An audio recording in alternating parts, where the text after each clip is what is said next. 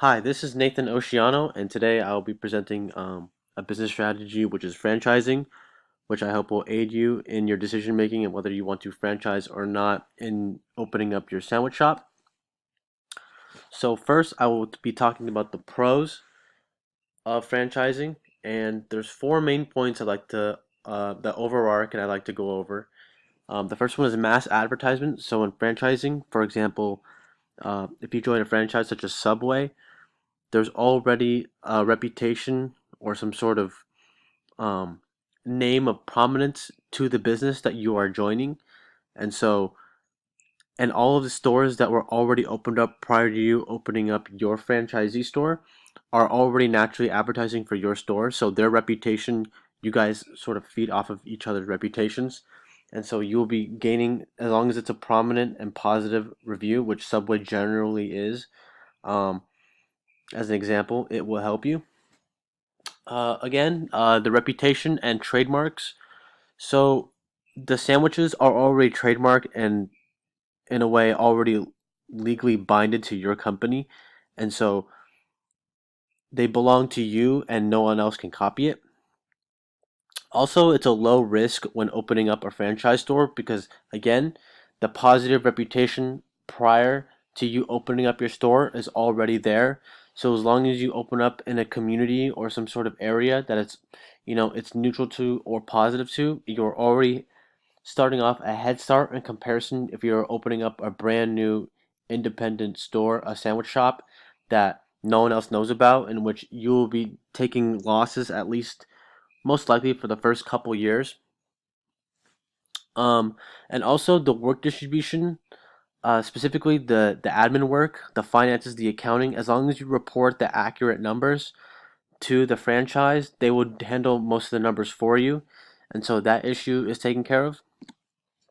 As for the cons, there's an initial payout issue in which, for instance, Subway, it's approximately $250,000 down payment in order to open up the store, and that's if you're approved.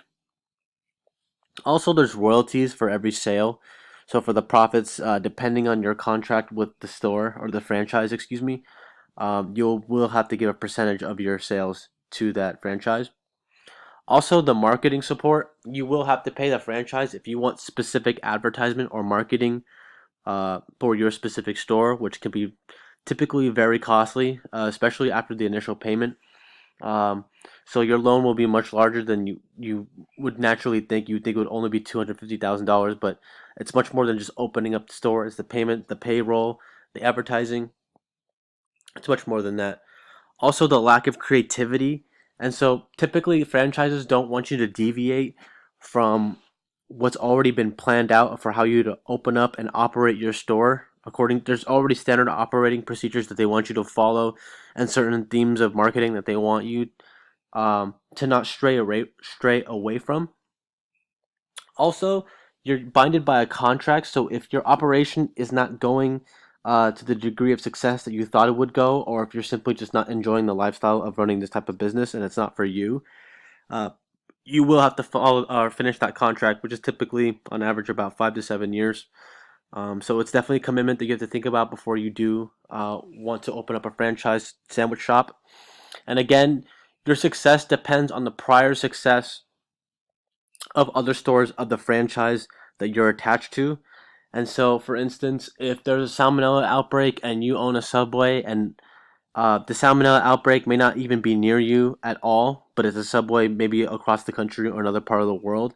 If it makes headlines big enough, your store will naturally take a hit in sales, even though it wasn't your fault, but someone else's mishap in operating their Subway. And so, after going over the main pros and cons of franchising, um, I will give you further examples of these two types of pros and cons of franchising. The first one will be Subway, as I've talked before, very profitable. They're actually the number one uh, franchise store in sandwiches.